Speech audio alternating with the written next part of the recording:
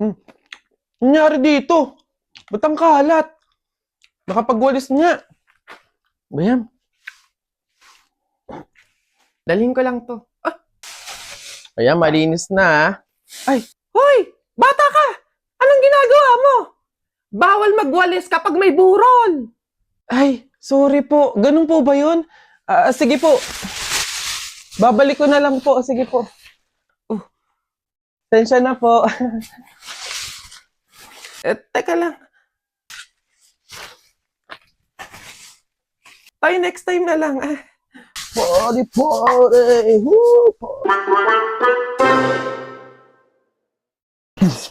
Tapon. Uy, Jepoy, tara, barilan na tayo, may pellet gun na ako, bili to ng tatay ko, barilin pa kita sa mukha, eh. Oh, ba't yun yung binili mo? Ang pangit naman yan, ang liit-liit, hindi na uso yung mga ganyang pellet na maliit, eh. Dapat ganito na lang yung mahaba, kasi konting ganun mo lang, tapol agad. Yung ganyan yan, ata yung nangangain ng bala. Duwag ka lang. Eto, kahit maliit to, mahal to, 500 plus. Yung sa'yo, baka ngayon yung nilalako-lako yung mga sa kanto-kanto lang nabibili. Yabang-yabang, hampas ko to sa'yo eh. Tara na, barilan na, shot mo na yung mga shield mo. Tapulin mo ngayon tayo ng baka. Sino bang maingay na eh? Hoy! Umuwi-uwi nga kayo sa inyo. Pag kayo nakabulag at naka-hospital, pa sasabi ko talaga sa inyo. Uwi! Ang babantot ninyo, ha? Ano ba yan? Barilin ko bintana nyo dyan Huh? Kapag daw July 21, Friday ka pinanganak, malas ka daw. Nay! Ano yan?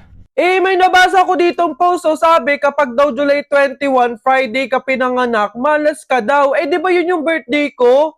So, malas ako? Ay, ang OA naman ng anak ko na to. Huwag kang mag-alala, ligtas ka sa pamahiin na yan. Hindi mo yung tunay na birthday. July 21, Friday, yun yung date kung saan napulot ka namin sa pusali. Ito naman, huwag mo pag-iisipin yung mga ganyan. So ibig sabihin po nun, Nay, ampun po ako? Oo! Ay.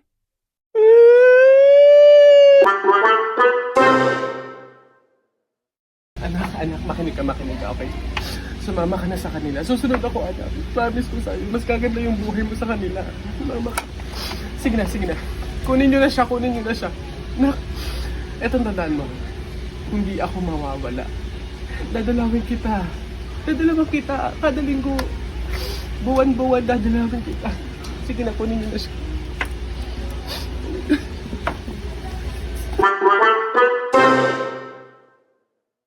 Congratulations! Mabuhay ang bagong kasal! Thank you po. Salamat po. Sa wakas, magiging tatay na ako. Salamat, Lord, sa blessing na to.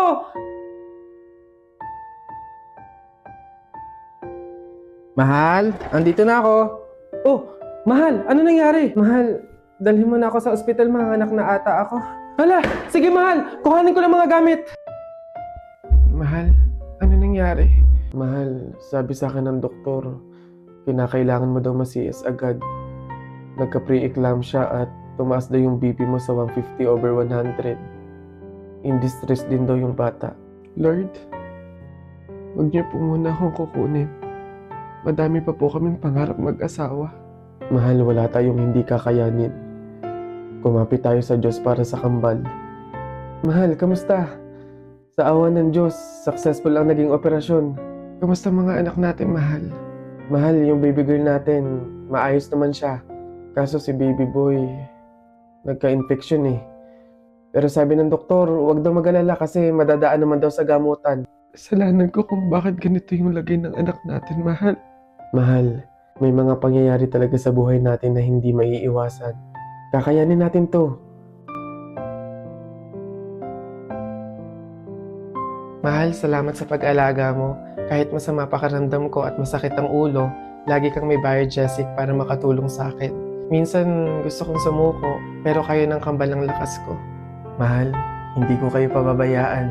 Salamat mahal, promise ko sa'yo, gagalingan ko rin ang pag-alaga sa kambal natin, tulad ng pagmamahal mo sa amin.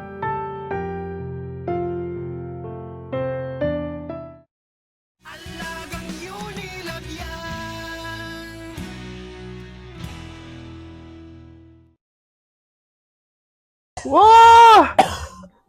Pahingi kasi konti lang. Ano ba?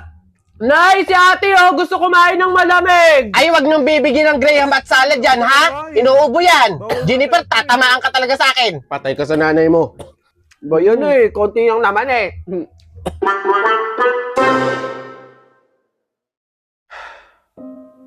Minsan gusto ko na lang maging selfish at iwanan lahat ng responsibilidad ko. Nagagalit ako kasi parang wala akong choice. Na kailangan kong gawin lahat to.